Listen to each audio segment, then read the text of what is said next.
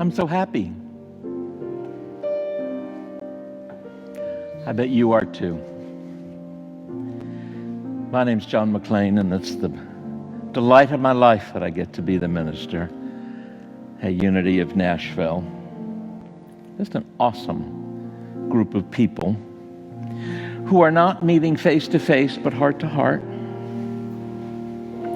And I am glad for that, because as much progress has been made, there's quite a ways to go, and there are several memes floating around. And one of them says, "We do not gather right now so that when we come back, no one will be missing." And that is our fervent aim that we are continuing to work towards. If this is your first time here, if you've just stumbled on us because of the miracle of Facebook, we're so happy that you're here with us today. We love to share our experience with as many people as possible. And if you've been with us for decades, well, I know that there will be something that you will hear today that you will feel is just for you. That's been true for me for as long as I've been in this work. And so I assume that it will be true for you as well. This is essentially a prayer ministry. And when we say prayer, we don't mean prayer in the old-fashioned kind of way. Prayers like, "Oh, I'll be really good if I just get a bicycle for Christmas." But right thinking, of not setting things rightly, but seeing things rightly, of putting a positive charge into life, of affirming that which is true and knowing our place in the universe, actually. And so we do have a prayer that I affirm every night upon 9 o'clock and upon rising, and it's on your e-hymnal. And for those, every once in a while, someone sends an email to the office and says, "Can you put me on the list so I'll get it?" And it would be office@unityofnashville.org. And we can make sure that you get our handout every week. This week's prayer is, "In the infinity of life where I am, all is perfect, whole, and complete. Peace is my nature. I am peace. With trust and thanks." Together the people said, "Amen." And if you would like to let us know how we can pray with you on an ongoing basis, especially on Wednesday, I invite you now to go to your keyboard and let us know how we can enfold you or your family or loved ones in prayer for any concern anywhere in the world. I know we are all praying for so many things and aiming to see them rightly, so let us know how we can enfold you in that work by sharing a prayer request, won't you?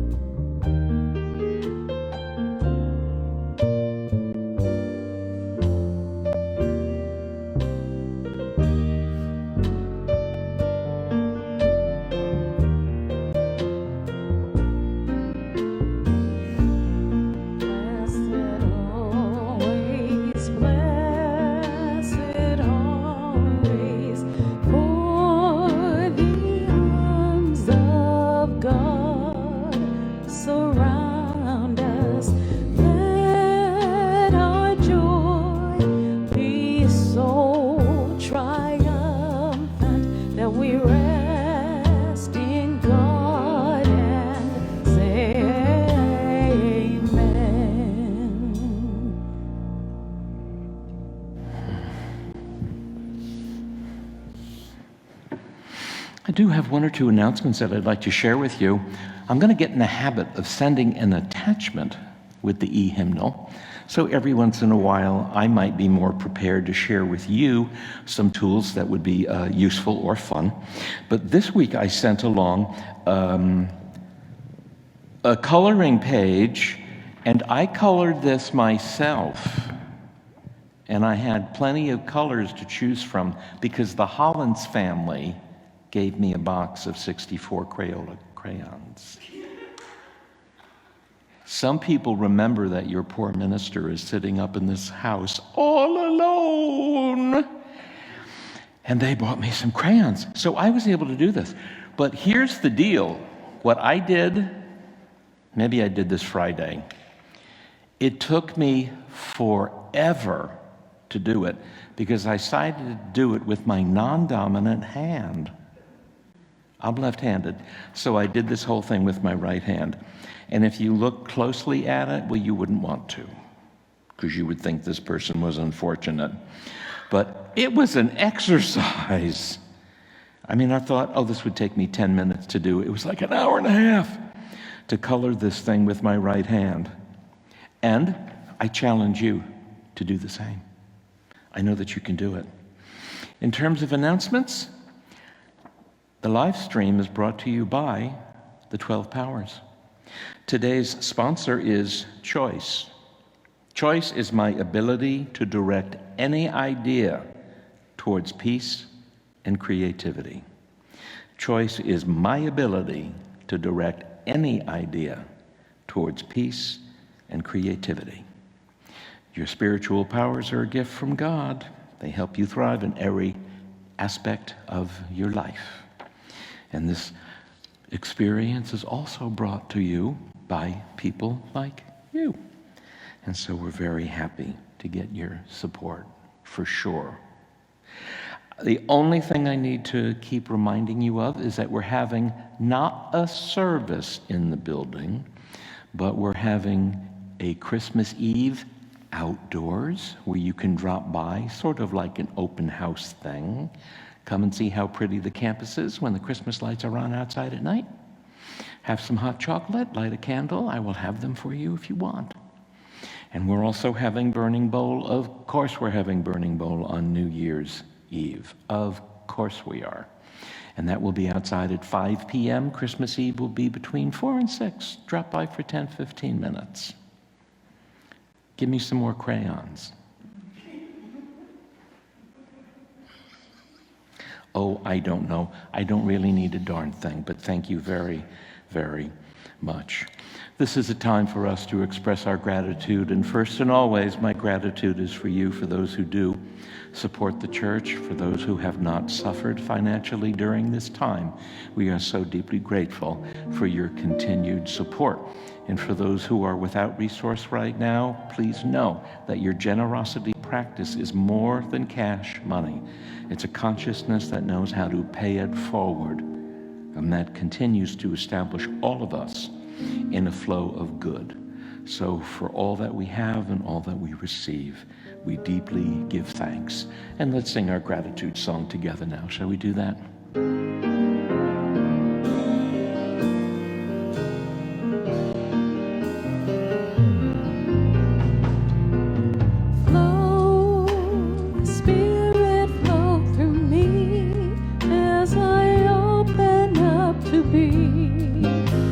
Expression of your unfolding peace. Show, Spirit, show through me as I open up to be an expression of your unfolding love.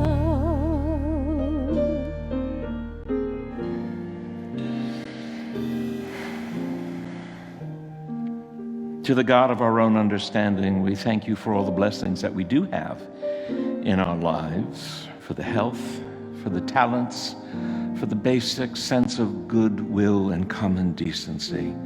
These are all great gifts which we share with others to create the beloved community. For all that we have, for all that we are, and for all that is yet to be, we do deeply say thank you to Spirit. And so it is. And amen.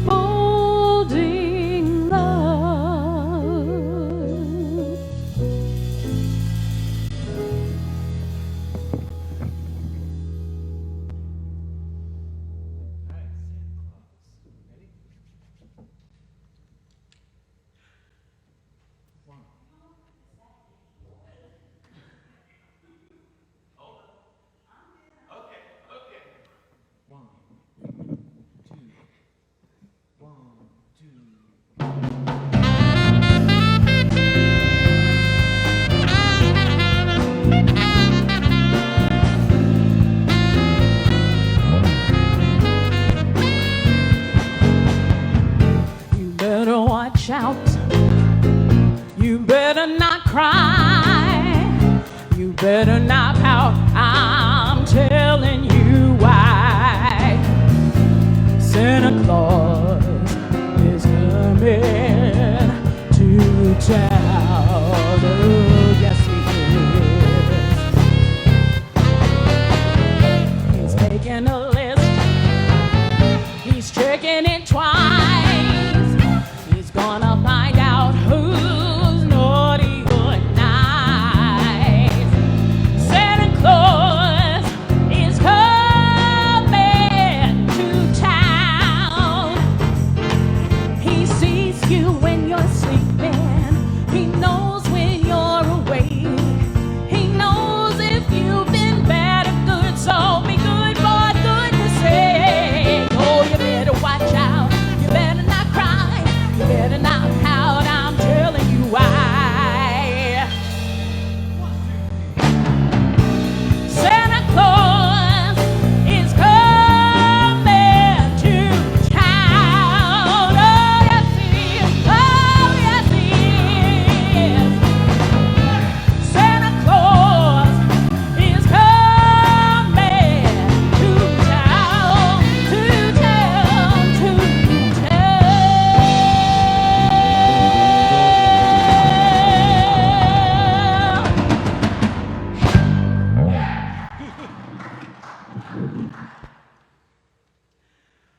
Oh, my goodness. You better be giving a standing ovation at home. Right. Or else she'll come down there. Don't make her come down there. Boy, when you said you better not pout, I kind of felt that. Like a 3-year-old does. Oh, my goodness. And I'm going to talk about peace right now. I need a half an hour to reframe this. That was big. Thanks, everybody. That was excellent. Wow. All right.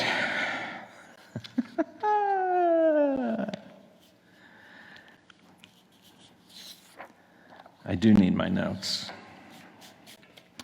We are in Advent, the second week of Advent. For those of you that enjoy these traditions, maybe from the church you were raised in. There are themes for each week of Advent that most churches share. First one is hope. We talked about hope as the interpretation, or I interpreted hope as your ability to dream and to vision rather than to wait. And this week, the second week of Advent, the theme is peace. And I'd like to offer some thoughts about peace, not as something that is passive, but as a creative act that every one of us can be and ought to be involved in every day of our lives, if not every minute of them. When we say peace, and even with the peace song that we do sing after service, very often we default into a notion of peace as being the absence of war or the cessation of violence. And of course, that is something to devoutly be wished for. But the work of peacemaking is work for all of us, for every one of us. You know, in 2019, we celebrated, and there are things I'm still remembering and learning from. We celebrated the 150th birthday of Mahatma Gandhi, and Gandhi had a theory of peace. Peace is not seen as an end state, but as a continuous revolutionary process, his words, where ends cannot be separated from the means. It's a way of being in the world, it's a way of living in the world, it's a way of creating in the world and doing business and being in relationship with each other. It is a moment-by-moment awareness that everything I am doing Everything is either working to establish peace or not. There are very few ideas or qualities, in my experience, that you can say they are absolutely dual. We had an expression in the 60s that if you're either part of the problem, you're either part of the solution or you are part of the problem. And that would be true. In the book of Mark, Jesus says, you're either with me or against me. I believe that interpretation is not personal, but it's either, you're with the program or you're not.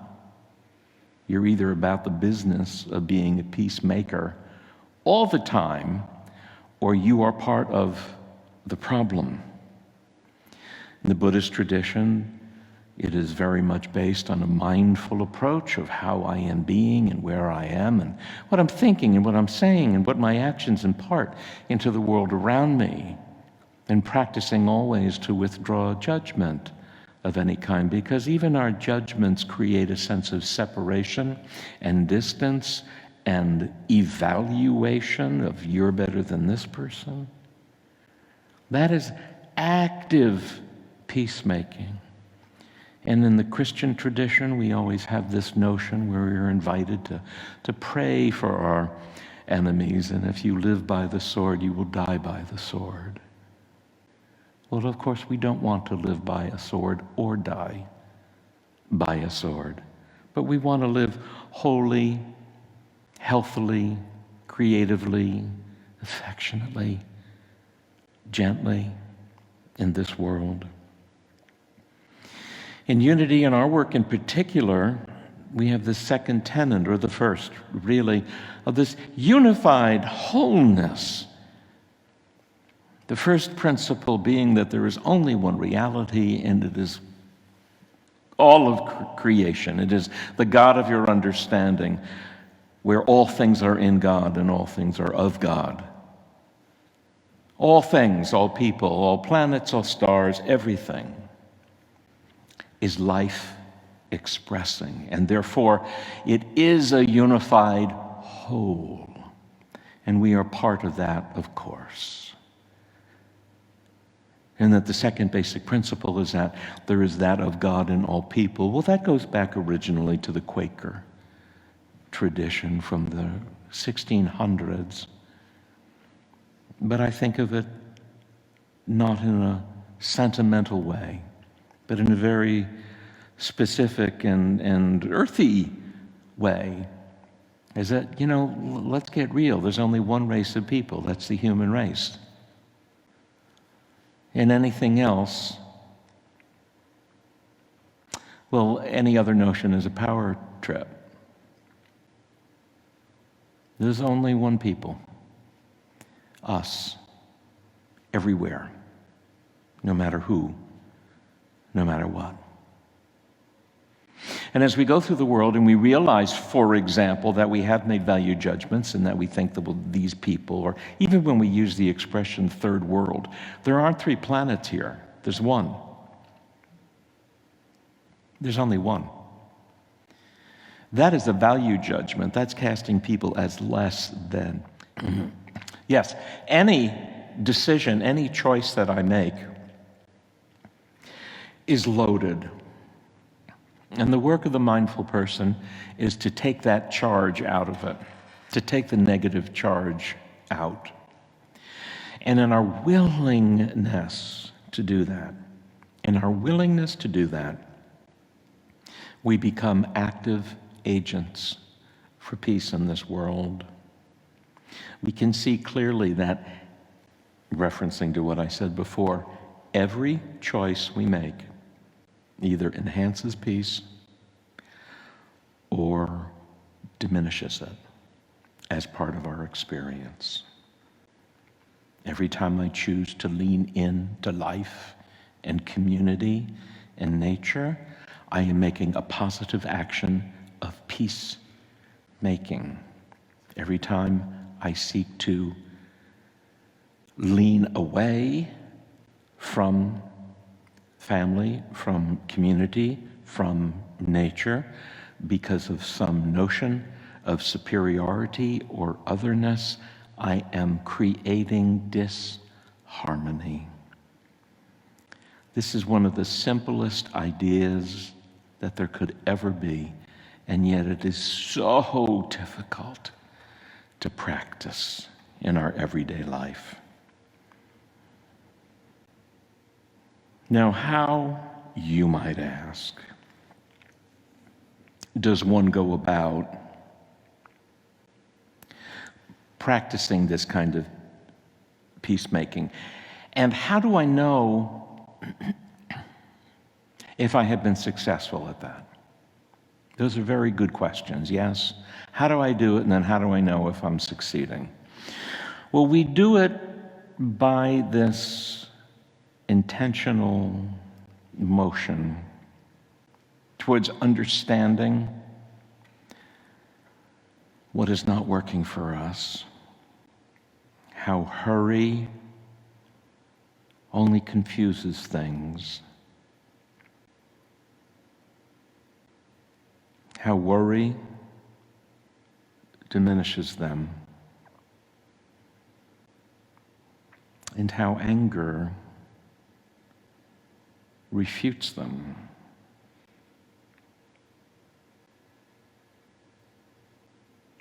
I always make an effort to be aware of when I am that negative space.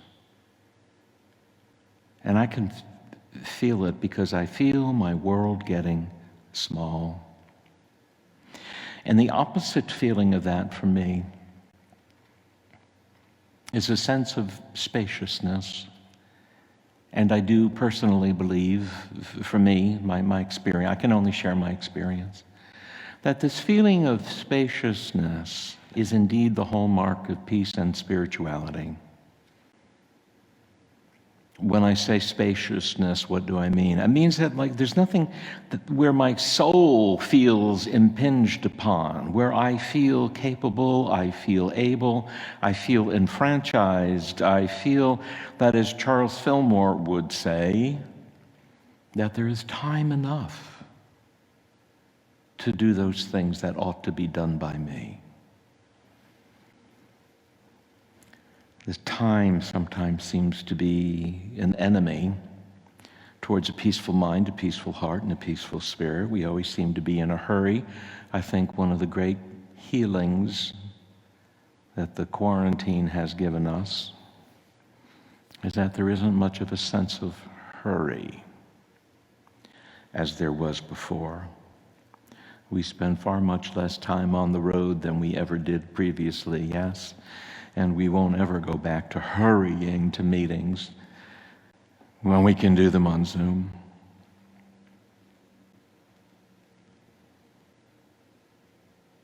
The awareness of time and the practice of time toward creating spaciousness is one of the things that I do really well.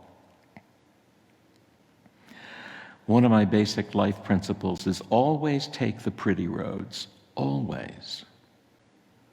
Never be in such a hurry that you can't take the route that is the most beautiful. Here's one for you, especially at Christmas time. Set aside time to listen to music. The whole album. Now, people of my age understand what I mean when I say that, because we are in a world now which is very different of individual releases of tracks. But who's like my age? Who remembers buying records in a record store? Okay. Do you remember? Of course you do. Going to a record store and the actual physical activity of doing this in the record bin and going through it and then seeing a record and pulling it out and reading the notes on the back. I mean, I remember this in my arm as part of the process. And going home and lying on the floor and listening to the whole album from beginning to end. And if you were pharmaceutically enhanced, maybe listening to it 11 times in a row. I don't know.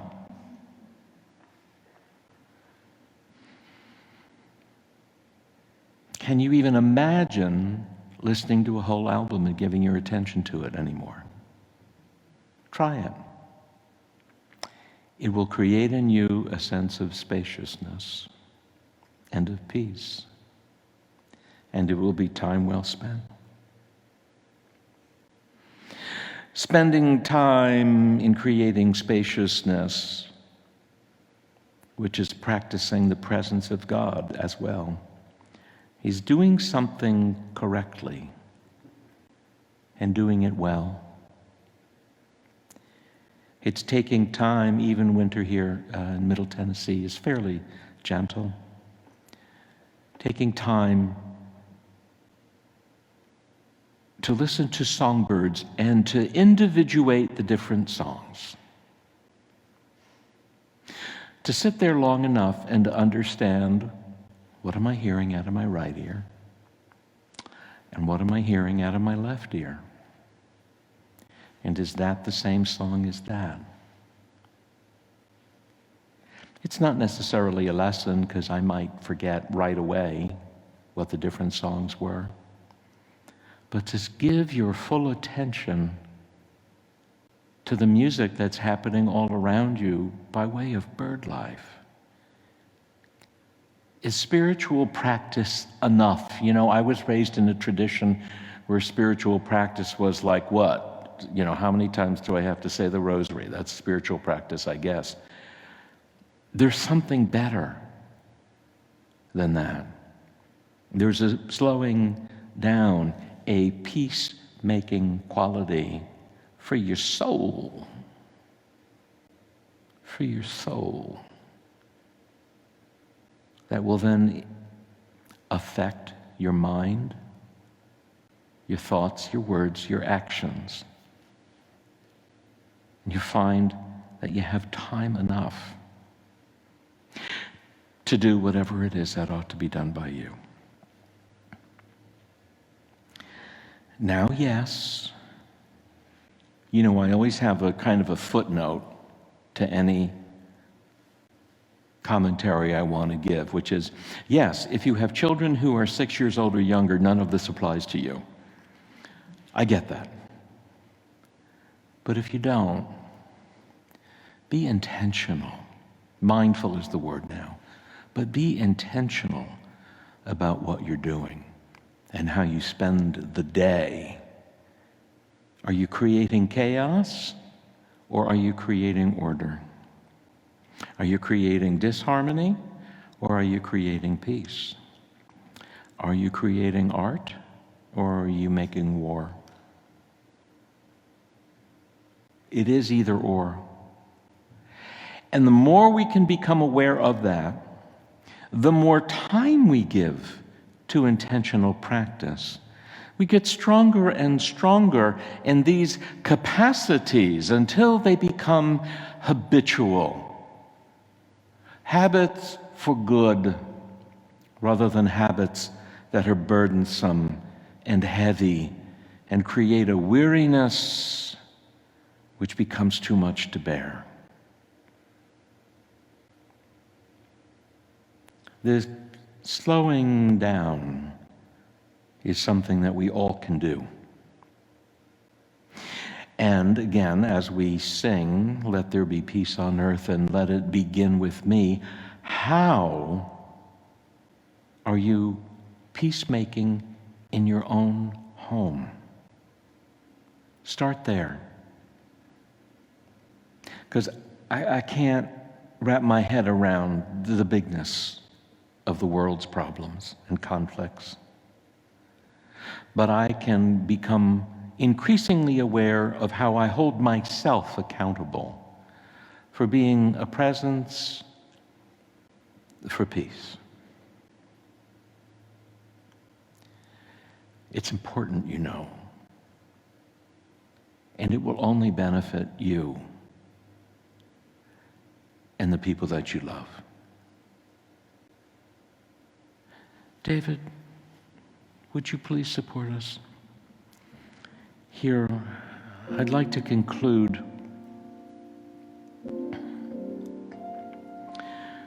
with a peacemaking poem,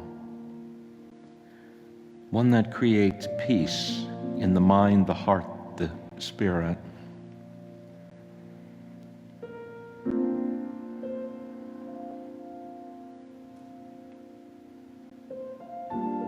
It's by Wendell Berry.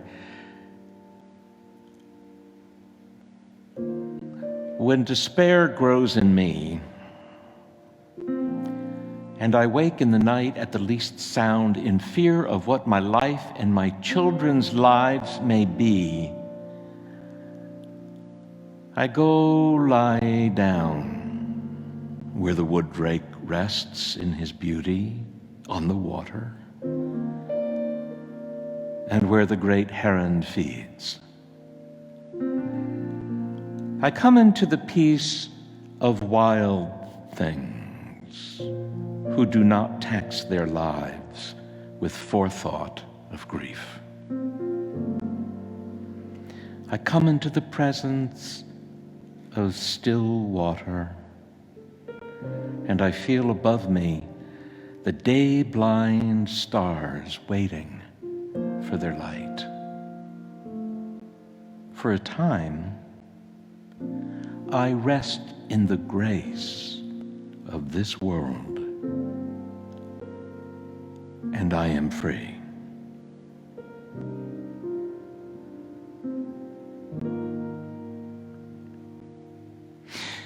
And now breathe deep, if you would. Experience a quality of stillness, of enoughness, of spaciousness, and timelessness. The only unit of account being the beating of your heart.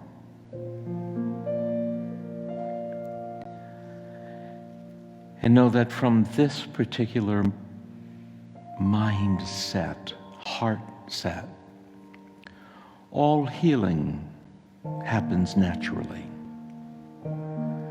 And all creation is born in mind.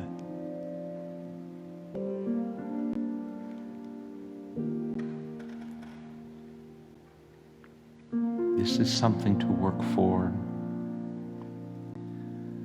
The beauty part being there's no heavy lifting. The only thing that is required is intention.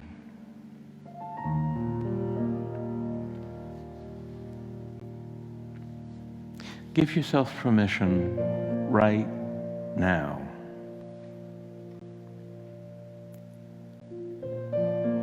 give yourself permission at long last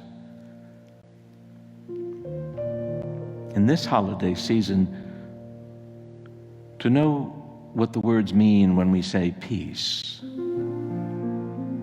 Be still.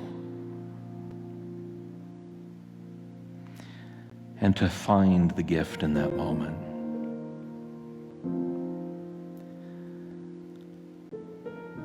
Let's be with each other, shall we, for a half a minute?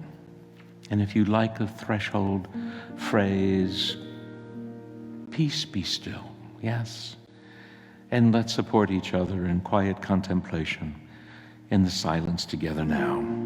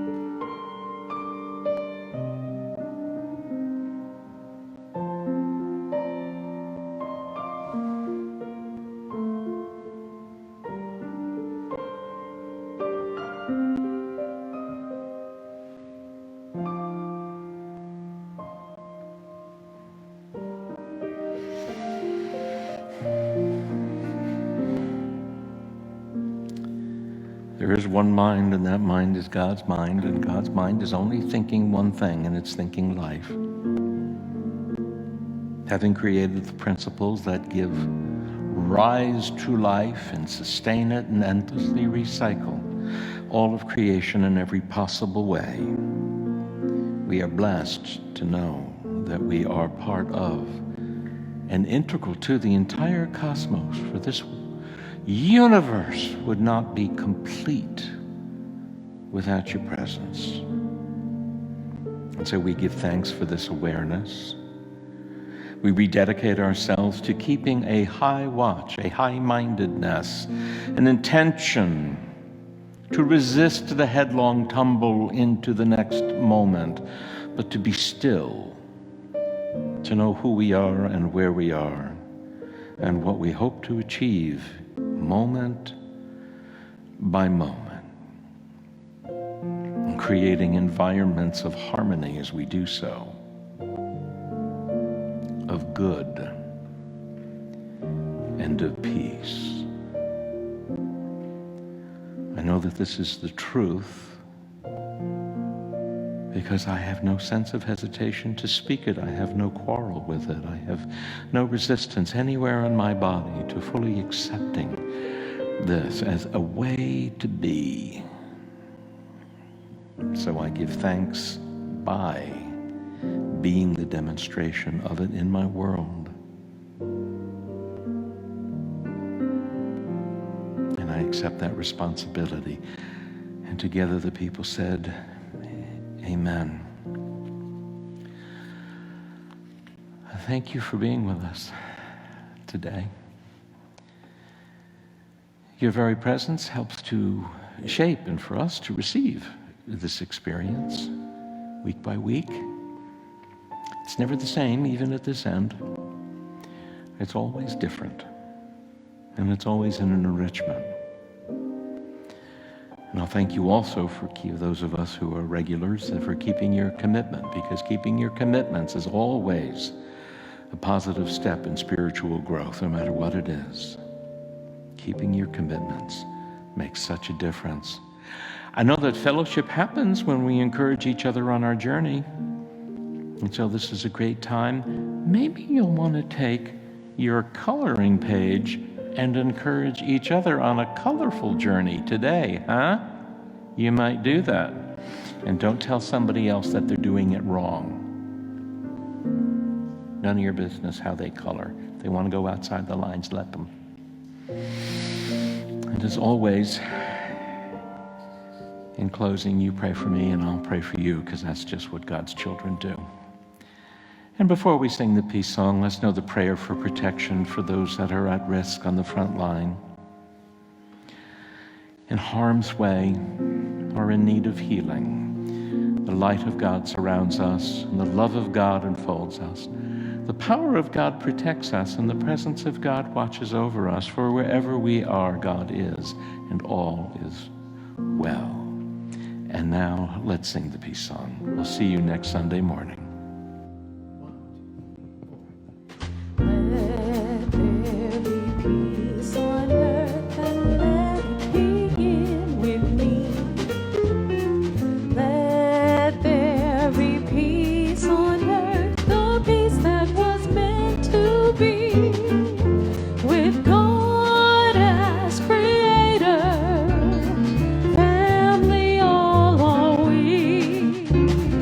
Let us